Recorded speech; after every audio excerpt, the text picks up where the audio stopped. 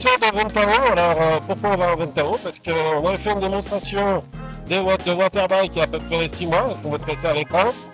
Et la personne chez qui on a fait une démo, elle a pris, on va dire, son temps, dans le sens où il fallait demander les autorisations d'exploitation du lac, plus il y a un problème de pollution, il a fallu dépolluer le lac, a priori ils ont trouvé une solution.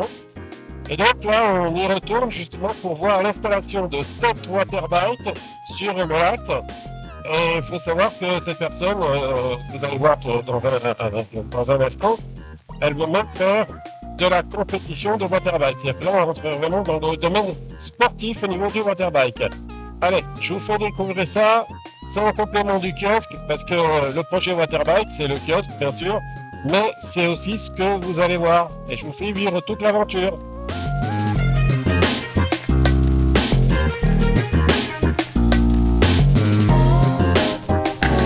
Ça y est, on est arrivé à Ventao, on est arrivé, alors ça s'appelle La La Land ici, pour regarder sur les cartes. Je vous montre le lac, vous avez vu c'est grand, donc c'est sympathique.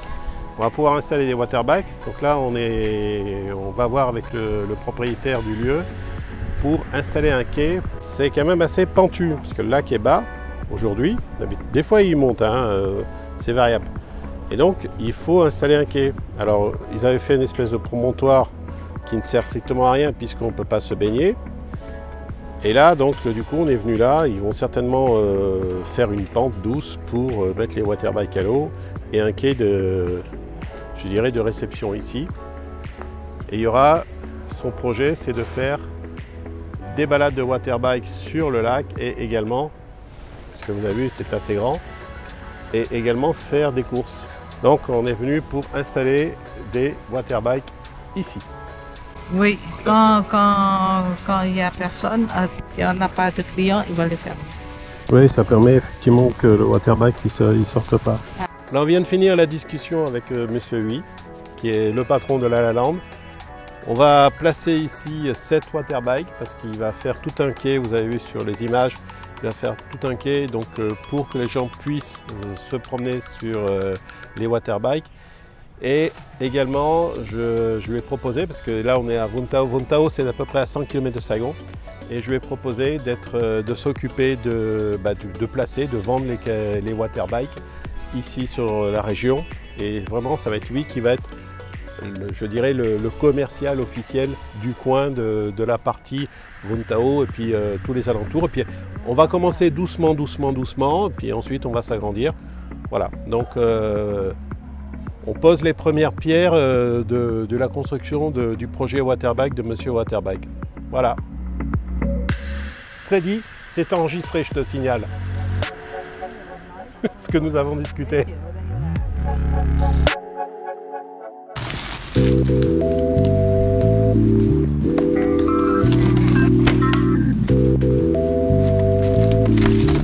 Nous sommes le 28 novembre. Ce que vous avez vu, c'est juste une petite partie de ce qu'on emmène au kiosque, puisque hier nous avons fait les courses. On a acheté en fin de compte tout le consommable qui n'a pas besoin de frigo. Voilà. Car aujourd'hui on va mettre les frigos en route, on va mettre le congélateur en route. Donc là on fait, je dirais, une première expédition pour... on a acheté bien sûr les œufs, le lait, des bonbons, enfin tout ce qu'il faut pour pouvoir travailler bien sûr. On emmène tout ça donc au kiosque car aujourd'hui ça sera l'ouverture technique, non pas l'ouverture officielle, mais l'ouverture technique. C'est-à-dire qu'on va tout mettre en place, les appareils, percer certainement encore des trous pour pouvoir passer les câbles électriques, rajouter certainement des prises électriques à l'intérieur du kiosque. Enfin, il y a peut-être une prise électrique en direction justement des frigos. Mais c'est l'ouverture technique où on va vérifier que tout fonctionne pour être opérationnel ce week-end. On est jeudi, on est le 28, je vous l'ai affiché à l'écran. L'aventure continue. On a commencé l'installation parce que c'est quand même pas évident de tout mettre à l'intérieur. Je vous rassure, ça va rentrer, il y a de la place. Pour l'instant, voilà comment ça va se passer. Ici, on va avoir la vitrine donc pour faire les sandwichs qui va servir à mettre le pain, les différents ingrédients, la machine à popcorn qui va se retrouver ici, la vitrine chauffante, une partie comptoir pour servir les clients. Cette grande partie là va servir également pour la préparation, pour tout ce qu'on a besoin. Nous avons le frigo congélateur et le congélateur, il est à -26 par exemple celui-là, donc pour la conservation des aliments. La partie préparation, machine à café, toujours pareil, on essaye de garder un maximum de place pour les préparations et pour le comptoir. Et les fameuses donc crêpières, gaufrières qui vont aller là. Le sucre pour la barbe à papa qui va ici. Mais évidemment, lorsqu'on n'a pas besoin de la barbe à papa, le sucre est rangé et du coup on a une surface de travail. Je pense pas qu'on va tout faire en même temps.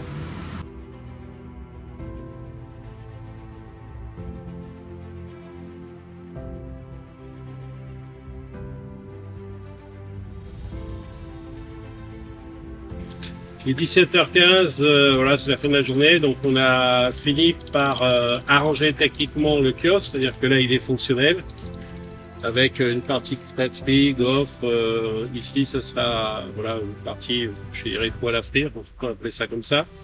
On a déjà testé la machine à barbe à papa, elle fonctionne très bien, on a testé le café, on s'est fait un petit café avec un petit café avec du lait, un petit nuage glué, donc voilà, c'est très joli, ça marche bien.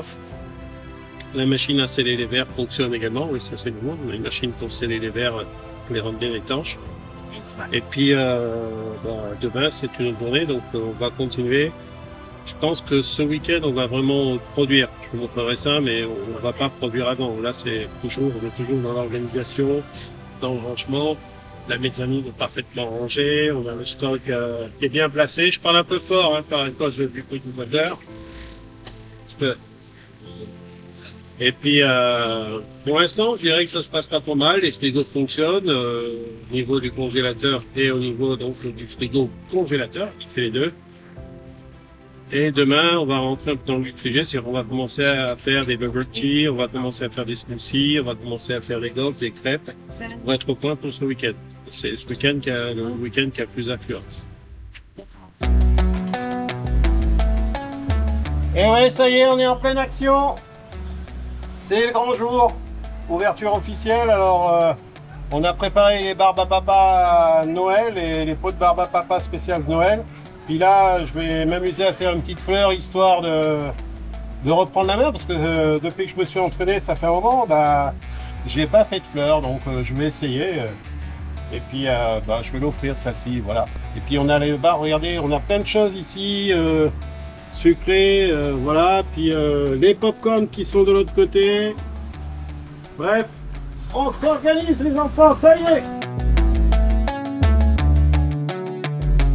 Première vraie journée d'ouverture du kiosque. Là, vous assistez à la fermeture parce que dans la journée, on n'a pas beaucoup filmé. Si, vous m'avez vu en train de faire une barbe à papa parce que Sagita m'avait filmé tout à l'heure. Alors, combien on a fait en chiffre d'affaires, Sagita? Barbe à papa? Non, combien tu as compté? 300 000. 400 000. 400 000. Voilà, on a fait 400 000 donc, pas euros de chiffre d'affaires, parce qu'à 400 000 euros, on serait content. Ça fait... ça fait... ouais, 15 euros, 17, 18. Oui. 18 euros de chiffre d'affaires. Bon, je sais, ça va vous paraître ridicule par rapport à la France, mais il faut savoir qu'ici, bah, les tarifs sont beaucoup plus bas, puisque une crêpe, par exemple, c'est 40 000 longues. Donc 40 000 longues, ça fait pas énorme. C'est 1,50 €. Ouais, même pas. Ouais, Et on est content. Mais on est content de notre journée. On vient de se roder. On vient de se roder parce que c'était pas évident. Et puis aussi, il faut dire, on n'a pas fait aussi un chiffre d'affaires peut-être énorme parce qu'on n'est pas optimisé sur la confection des produits, dans le sens où on a découvert qu'il fallait faire les crêpes dès le matin. On recommence, la batterie tombée en panne. Alors Cédric, tu disais? Donc je disais qu'on n'avait pas forcément Oui, je suis là. Donc je disais qu'on n'avait pas forcément du recul aujourd'hui par rapport, c'est notre première journée d'expérience, donc on découvre on doit faire des crêpes dès le matin parce qu'à la fin de la journée, ils voulaient tous des crêpes, par exemple au moment de la fermeture, et on n'en avait plus. Donc ça c'était compliqué, donc on va apprendre au fur et à mesure. Voilà, c'est tout premier week-end, c'est le premier jour. C'est même le premier jour. Voilà, c'est le bac blanc, c'était aujourd'hui. Bon, mention bof pour l'instant. Reçu mention bof. Bon voilà, donc ça y est, ça commence à tourner, on est content, même si on est fatigué, et on a encore des achats ce soir. On va vite faire des achats parce que pour mettre justement la pâte à crêpes, on n'a pas pensé, c'est des trucs cons. Hein. Et puis on va vous faire suivre tout ça, l'aventure, ça continue bien sûr. Parce que là, les waterbikes n'ont pas été mis en place. On a fait vraiment que le kiosque, l'ouverture du kiosque. Demain, on va penser à mettre les waterbikes en place aussi. Ouais, ce serait bien. Allez, c'est parti.